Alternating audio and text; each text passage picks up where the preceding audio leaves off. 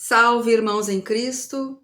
Me chamo Rosana Schaefer e fui convidada pelo Centro Espírita Chico Xavier para vir falar sobre o tema Doenças Mentais e Espiritualidade. E para podermos então iniciar este tema, vamos então invocar a luz através de uma oração. Inspirem profundamente, conectem-se com a luz maior, Jesus, amado Mestre. Que um raio da vossa divina luz chegue até os nossos corações e mentes e fortaleça o nosso saber, o nosso querer mudar, o nosso querer entender. E que essa reflexão recaia para cada uma das pessoas como uma semente que deve ser plantada, cuidada, regada e que se transforme em uma grande intenção de luz na nossa jornada evolutiva. Desde já agradeço e me coloco à disposição da luz. Queridos, quando este tema chegou até mim sobre doenças mentais, nós temos um panorama extremamente preocupante. Há pouco tivemos o Setembro Amarelo, onde o apelo do suicídio. Observem, 29% dos jovens têm ideação suicida. Jovens e idosos. E nunca se falou tanto em queixas de saúde mental. Observem como depressão, que inicia lá pelo um teor de melancolia, de tristeza, de abandono e que migra e se instala como uma grande doença. Mais de 31% hoje da população mundial sofre de depressão. Ansiedade, que é esse medo do futuro, daquilo que nós não conseguimos enxergar. Basicamente, nós temos 19% de pessoas que estão procurando entender o que vem, ao invés de estar no momento presente, vivendo a sua presença. Esquizofrenia, agitação, transtorno bipolar de humor, abuso de drogas lícitas e ilícitas e problemas familiares. São essas queixas hoje que temos num quadro de população planetária. Viemos há pouco de uma Covid, onde fomos convidados a nos retirar dos nossos núcleos de trabalhos e vir para dentro dos nossos núcleos familiares, onde a convivência, aonde nós tivemos que aprender e reaprender a conviver com menos afeto, menos toque, menos contato, menos festas, e isso nos deixou extremamente abalados. Portanto, estamos sendo testados, sabemos disso. Hoje nós sabemos que os transtornos mentais, de modo geral, são caracterizados por mudanças de comportamentos. E isso é muito importante que a gente traga nesse momento de entendimento que as doenças mentais, do jeito que elas estão sendo classificadas hoje, medicadas, diagnosticadas, elas sempre perpassam por uma ideia de uma mudança. E fiquemos atentos a isso. E que prejudica, obviamente, a atividade física, o entorno social e aquilo que aquele indivíduo vem praticando como um todo. Portanto, queridos, quando nós pensamos nessa ideia de loucura ou de desorganização, eu trago uma pequena fala de Michel Foucault. Isso nós estamos falando aí de 1926, aonde elabora um estudo da arqueologia do discurso sobre a loucura. E ele diz: o conceito de louco é relativo a cada sociedade, que é moldado de acordo com as relações de poder e saber que delas emergem. Sabemos que a nossa sociedade atual, ela é muito valorizada pelos jogos de aparências. Temos fotos muito bem editadas nas nossas mídias sociais, as famílias se tocando, olhando, e não dura o tempo de uma selfie. Esses estereótipos com os quais nós tentamos crer que realmente somos não se sustenta. E isso nos dá uma sensação muito grande de vazio. Quanto mais civilizado hoje um grupo de pessoas, mais se percebe alguns estereótipos de futilidade. E é uma grande tática de orgulho que procura abafar essa inferioridade e que acaba sucumbindo o nosso mundo íntimo. Não nos satisfaz. E infelizmente, é como se nós não pudéssemos ser frágeis, como se nós não pudéssemos ter problemas. E para se protegerem desses complexos de fragilidade, nós desenvolvemos crenças de grandezas, títulos, e colocamos isso estampados como uma grande verdade, com as quais questionamos ante a vida para dar conta do próprio existir. Mais adiante, nós temos a ideia, e fui buscar em alguns livros para orientar esta fala juntamente com vocês, a ideia de casa mental. Existe uma fala que diz: somos aquilo que pensamos. Essa casa mental, ela tem o equilíbrio entre a saúde mental e a doença mental. No livro No Mundo Maior, onde Chico Xavier, pelo espírito André Luiz, nos traz a demonstração da ideia de cérebro. Importante lermos esta obra, No Mundo Maior, que trata da compreensão do funcionamento do nosso cérebro, de como ele é afetado pelas doenças do espírito, e também trata das doenças mentais, mais especificamente para ser melhor compreendidas. Portanto, senhores, os nossos irmãos, já entendendo que nós temos uma certa fragilidade naquilo que chamamos casa mental, o nosso Self 1, já propôs algumas reflexões e alguns entendimentos. Vamos mais adiante, vamos entender o que é essa tal da casa mental, ou os níveis da casa mental. Imaginemos uma grande casa que tem em cima um sótão, temos a casa propriamente dita, com a sua sala de estar, e embaixo temos o porão. Como é que eles dividem esse entendimento? Na nossa área social, nós temos todo o nosso esforço do nosso dia a dia, toda a nossa vontade, todas as nossas relações, tudo que é muito visível, tudo que é muito tangível, tudo que é muito forte e que está presente por nossas escolhas. Os nossos pares, o que nós escolhemos que entre dentro de nossa casa, a nossa decoração, tudo que perpassa dentro daquilo que nós entendemos como consciente. É consciente. É eu que chancelo isso. Lá no nosso porão, nós temos o que nós chamamos de subconsciente. E esse subconsciente é aquele passado. E que, infelizmente, ali temos alguns automatismos e alguns hábitos arraigados de vidas passadas. E que tentamos esconder muitas vezes de nós mesmos, ou que pelo véu do esquecimento, nós simplesmente colocamos lá embaixo em caixas soterradas e os mantemos presos no nosso presente, mas que não queremos muito ver. E nesse subconsciente nós temos alguns reflexos de vícios, de atos que não foram tão inteligentes. Temos também valores que foram questionados, emoções como hábitos adquiridos, e ficam tudo dentro desse porão, sob os nossos pés, administrados pelo nosso presente. E nós sabemos que com o passar dos dias, pelos filmes que vemos, pelos livros que lemos, pelas relações que temos, tempos em tempos emerge desse porão, desse subconsciente, algumas atitudes e palavras desse passado, de outras vidas, de hábitos, de entendimentos que estão lá no nosso automatismo, no nosso porão.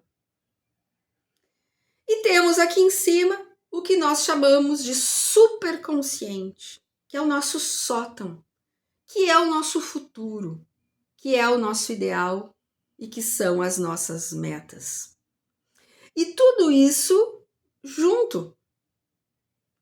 É a mesma casa. Nós não deixamos de ser aquilo que vivemos em outras vidas simplesmente porque não queremos visitar certos hábitos ou porque negamos determinadas condutas. Nós também temos algumas metas que buscamos como indivíduos, que buscamos como ser evolutivo, e elas convivem juntas.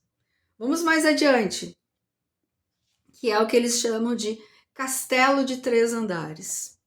Portanto, esse superconsciente é o nosso futuro, é o nosso desejo de estarmos mais conectados com a nossa fé, de estarmos mais conectados com o bem, de estarmos mais conectados com a caridade, de sermos útil, e que é a nossa casa de noções superiores. Quanto mais eu leio, quanto mais eu convivo em lugares e situações que me convidam para essas noções superiores, mais eu consigo chegar perto desse ideal e dessa meta superior que todos temos, porque, senhores, a evolução é uma caminhada de todos. Todos nós evoluímos, mais ou menos. No nosso consciente, que é o nosso momento presente, é o domicílio das nossas conquistas atuais. Encontramos afetos e desafetos nas nossas relações familiares.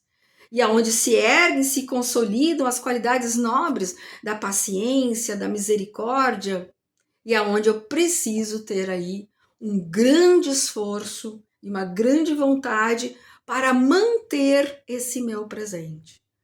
Na execução daquele trabalho pelo qual eu escolho realizar, para manter as relações harmônicas deste lar, aonde acredito muitas vezes que tenho resgates e tenho algumas situações com familiares que é necessário compreender, amar, como diz Chico Xavier, na dúvida ame. Se não sabe como agir, ame.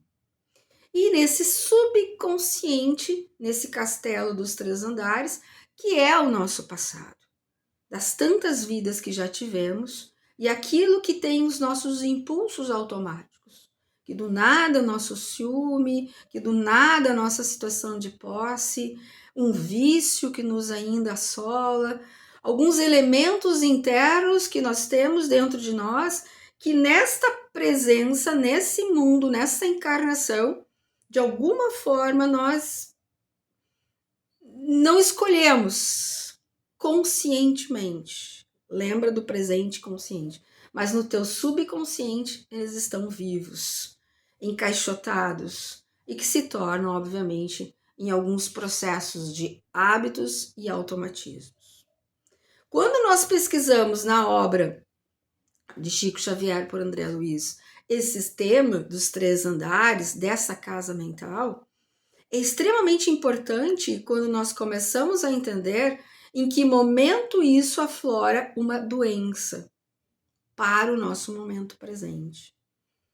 Porque se eu tenho uma nobreza de metas, mas eu vivo num presente com relações ou por opção na solidão, ou eu faço um trabalho útil na sociedade ou não, frequento ou não e me dou de alguma forma dentro do meu momento presente, em que momento é deflagrado algum traço de mudança de comportamento que ressona mais e maior? A nobreza, o consciente ou o subconsciente que está lá embaixo, às vezes aguardando um gatilho emocional, que pode ser uma música, pode ser encontrar uma pessoa, e que faz com que imediatamente eu rememore aquela situação. E eu começo a me comportar de uma forma diferente daquela que até então, aos 30, 40, 50, 60 anos, eu estava realizando um determinado comportamento. Basta um gatilho, basta uma memória, basta um registro, porque ele está lá, latente, aguardando para ser, de alguma forma, trabalhado. Então, seguimos. Quando nós pensamos no momento presente, que é o momento que temos para avaliar, nós temos uma fala que eu amo muito que ela diz: não podemos estipular índices de comportamento para ninguém, sem conhecer a sua história evolutiva. Acabamos nos julgamentos estéreis e antifraternos. Em que nível de consciência se encontra aquela pessoa? Em que nível de consciência se encontra? Portanto, quando eu venho para uma nova encarnação e eu nasço, eu estou presente, eu estou presença, eu estou convivendo com uma nova chance de rever muitos aspectos desse meu subconsciente.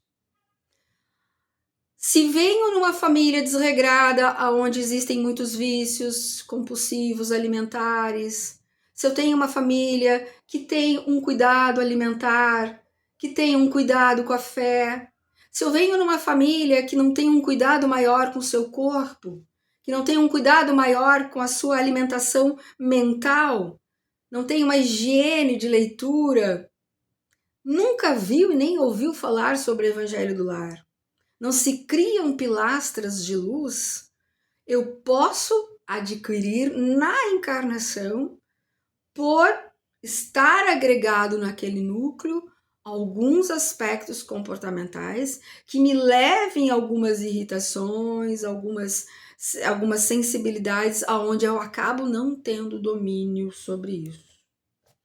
Portanto, fiquemos muito atentos a quando isso vier a aparecer, qual é o meu desejo de curar isso? Como é conviver com alguém tão irritado, com alguém tão emburrado, com alguém que reclame tanto? Como assisti esses dias numa palestra que dizia, reclamar é clamar 2 vezes. Ou quando eu percebo em mim que mas eu estou reclamando demais, eu estou azedo demais, eu estou com dificuldade de estar junto com pessoas, de me sentir um ser social, ou até de praticar uma caridade, seja nas ONGs, nas ONGs, seja nas instituições beneficentes, de participar de um grupo mais nobre, e eu começo a perceber a minha vontade. E é sobre isso que nós temos que entender. Eu transformo ou eu desisto? E nesta sociedade, aonde já temos várias classificações de transtornos, a maioria das vezes o que nós percebemos é um desistir de buscar dentro de si a cura e entrar no modo nobre e entender alguns subsídios, como a prece, a caridade, a capacidade de se transformar no Cristo. Na questão 920 do Livro dos Espíritos, escutem a pergunta: pode o homem gozar de completa felicidade na Terra? E o que os Espíritos dizem? Não. Por isso que a vida lhe foi dada como prova ou expiação. Porém, depende a suavização de seus males e o ser tão feliz quanto possível na Terra.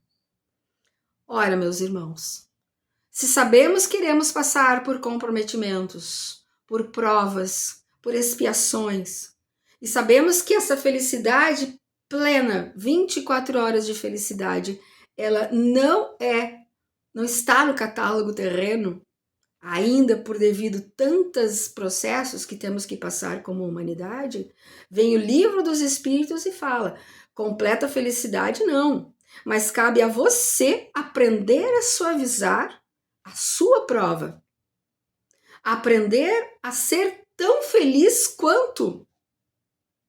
Portanto, quando olhamos na rua um irmão aleijado, quando olhamos na rua uma mãe com uma criança com uma certa deformidade e encontramos pessoas suaves, felizes, o quanto é possível, nós ficamos até, mas como que pode?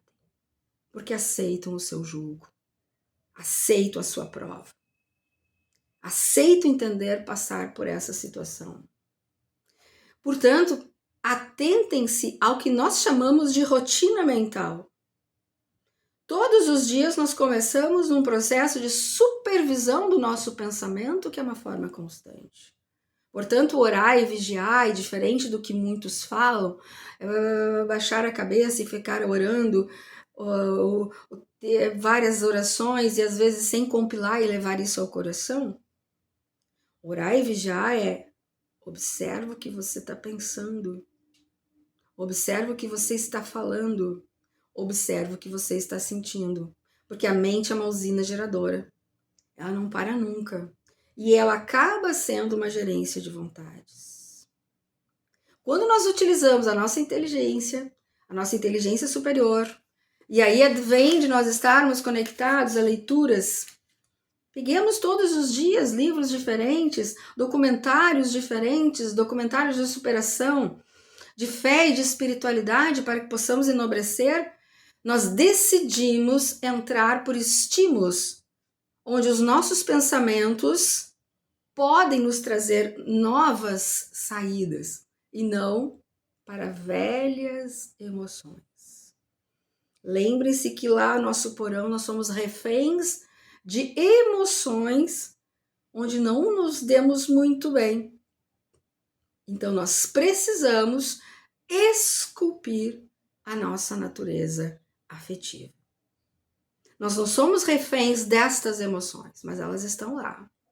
Quando eu controlo, quando eu tenho uma rotina de entender que aquele cidadão, de alguma forma, ele me incomoda ou ele me irrita, e eu consigo passar por essa situação e entender e ter misericórdia por mim, que tenho em mim algo que deflagra esse tipo de sentimento, eu me torno diferente e essa emoção que estava lá, ela é retirada dessa caixa e como se ela tivesse sido reutilizada e ressignificada. Francisco Cajazeiras, no livro Depressão, Doença da Alma, ele fala sobre o transtorno obsessivo. O que acontece? Quais são os princípios? E observem de novo a ideia do orar e vigiar. Redução do humor. Prestem muito atenção quando vocês não acharem mais graça de nada. De crianças, de natureza, de uma fala. Quando você já não consegue mais sorrir. Desmotiva. A perda progressiva de sentir o prazer pela vida. Ou mesmo a perda da capacidade de sentir prazer por si próprio. Nesse livro da Depressão, Doença da Alma, ele fala exatamente que nós sentimos sinais.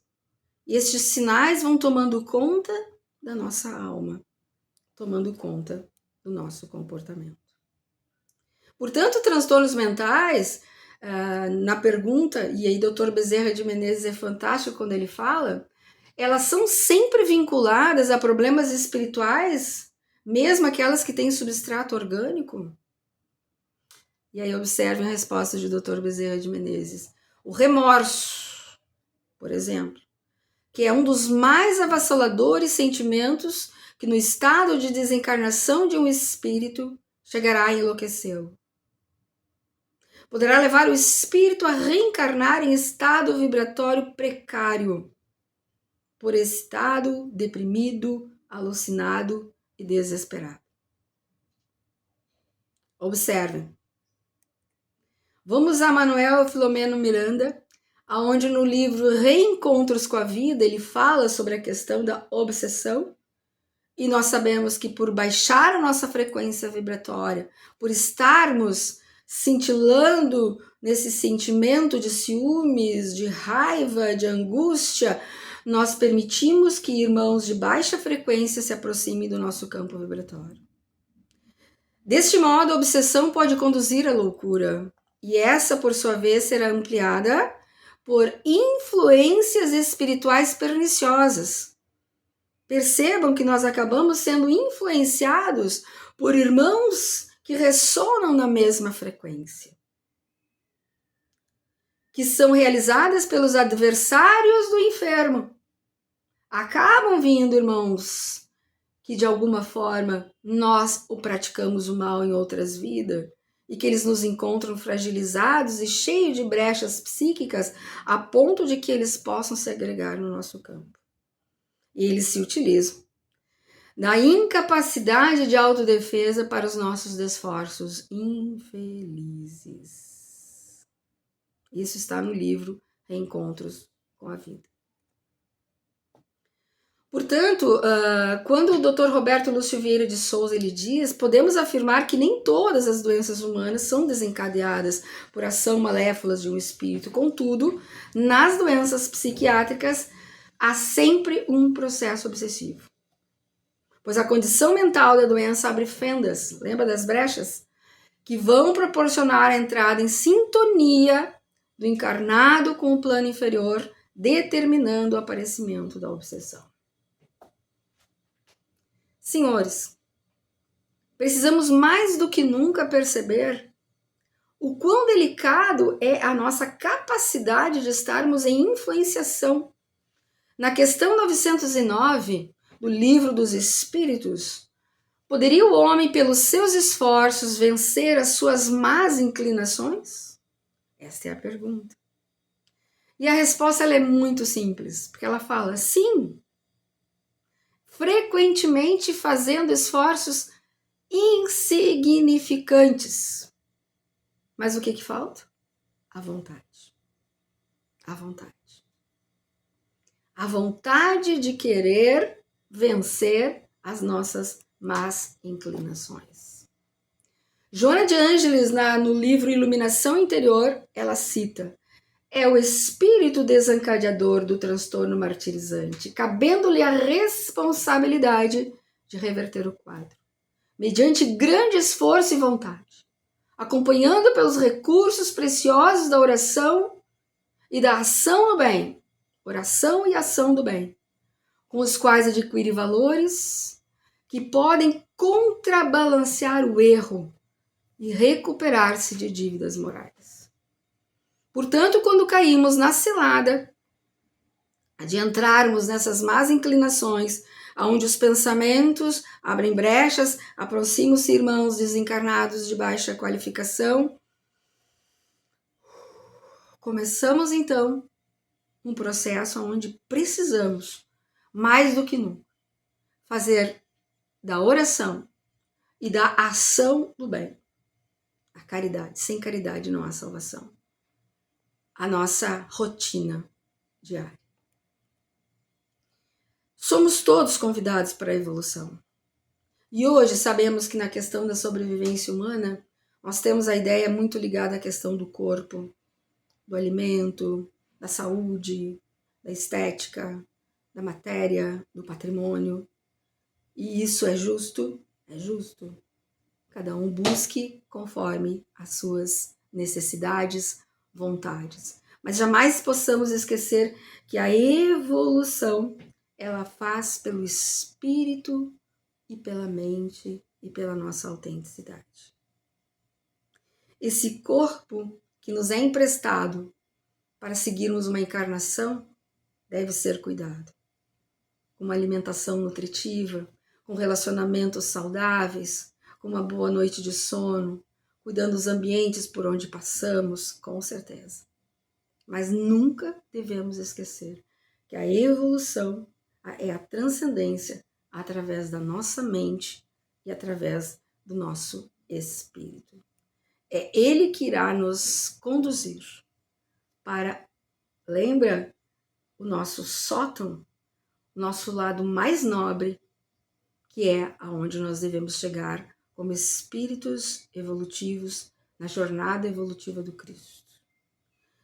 No livro Conflitos Existenciais, na página 103, nós temos a seguinte expressão: inquestionavelmente, todas as aflições, todos os desapontamentos que aturdem o ser humano, procedem do espírito, que é atado aos conflitos que se derivam das malogradas experiências corporais transatadas. E aí temos Joana de Ângeles, no livro Conflitos Existenciais, onde ela fala: a cura real de qualquer paciente reside na sua transformação moral para melhor. Porquanto pode recuperar a saúde física, a saúde emocional e mesmo a psíquica. No entanto, se não aceitar a responsabilidade de auto-iluminar-se, logo enfrentará novos problemas e situações desafiadoras. Cabe a nós, senhores, cabe a nós o nosso processo de auto-iluminação. Lembra daquela ideia do sentimento de culpa? Quando desencarnamos e temos remorso, e que vem a ideia da intolerância, da culpa, da tristeza, da vergonha, e que nos fazem sofrer. São efeitos da nossa incapacidade de aplicar o auto-amor. Então já temos aqui algumas peças importantes dessa escada, dessa escalada evolutiva, como o auto-iluminar-se, o auto-amor, ter misericórdia conosco e com os outros, estabelecendo, obviamente, que se eu não tenho esse entendimento, um clima de cobrança, de severidade, que constitui dolorosas prisões emocionais. E aí é claro que eu vou jogar isso lá no meu sótão e vai ter mais um monte de coisas para trabalhar que ficam escondidas dentro da gente mesmo. São vários os casos da nossa sociedade onde nós temos pessoas que foram rotuladas por questões como o Fabrício Carpinejar, que com 8 anos de idade foi considerado um retardado mental pela escola e que sua mãe o toma pelos braços e em 3 meses alfabetiza.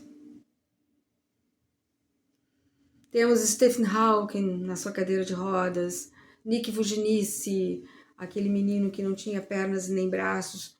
E aí atentem-se a um livro de Paulo César Fructuoso, que fala sobre as questões do perispírito, comprometimentos do perispírito. E temos tudo isso na mesma sociedade. Quem não lembra de Van Gogh? Aquele transtorno bipolar, borderline, e que infelizmente é agravado pelo álcool e pela desnutrição. Onde nós vemos a família assustada por ter alguém em sofrimento psíquico, normalmente o colocava aquém da sociedade. Sabemos que hoje temos TDA, TOC, TOD e tantos outros transtornos psíquicos sendo diagnosticados e que as famílias muitas vezes precisam entender e procurar o entendimento médico, mas acima de tudo, como diz Joana de Ângeles, o entendimento espiritual para se dar a autoiluminação e passar, como disse a prova, da forma mais feliz possível. Chegamos quase ao nosso encerramento da nossa fala. Gosto muito dessa expressão que diz: nossos irmãos precisam ingerir com frequência 3 medicações indispensáveis. A primeira delas é acreditar que merecem ser felizes. Ninguém está te sabotando a tua felicidade. As provas existem, as expiações existirão, os comprometimentos irão acontecer. Cabe a você, como disse lá, tornar o mais feliz possível com aquilo que está te acontecendo. A segunda é parar de encontrar motivos externos para as tuas dores e descobrir as causas íntimas. aquele porão. E a terceira é parar de pensar em felicidade para depois da morte. E tentar viver a vida do modo mais feliz possível. E aqui fica um recado para todos nós que estudamos a doutrina. Há muito espírita que faz da atividade doutrinária um depósito bancário com o intuito de sacar tudo depois da morte. Façamos a nossa vida uma forma de entender o outro, entender a nós mesmos, com mais carinho, misericórdia, atenção, com mais cuidado. Não há receita pronta para lidar com o sofrimento psíquico do outro ou da gente mesmo. Não há uma receita pronta. Porém, há ingredientes, e esses são necessários que fiquemos atentos. Acolher, escutar, ter empatia e vínculo, e criar grupos de apoio, conversar sobre os temas, abrir o leque das possibilidades e entender que não estamos sós. E que principalmente nossos irmãos da espiritualidade maior sempre nos mandam livros, leituras, pessoas, palestras, inspirações para conseguirmos lidar com tudo isso da forma mais nobre, mais sublime possível como humanidade. Queridos, agradeço muito a oportunidade de ter trazido esse tema tão delicado e que não se encerra por aqui. Que tenhamos a capacidade de conversar mais sobre o tema, pesquisar mais sobre o tema, entender mais sobre este tema, doenças mentais e a espiritualidade. E para encerrar, vamos então agradecendo a espiritualidade maior que nos deu o privilégio de estar aqui, trazendo essa luz sobre esse tema. Agradecemos a cada um de nós por receber essas informações e que possamos cada vez mais pesquisar sobre a condição humana, a condição da sanidade mental, moral e seguirmos em frente na nossa caminhada evolutiva. Gratidão pela oportunidade e estejamos todos atentos. Orai e vigiai.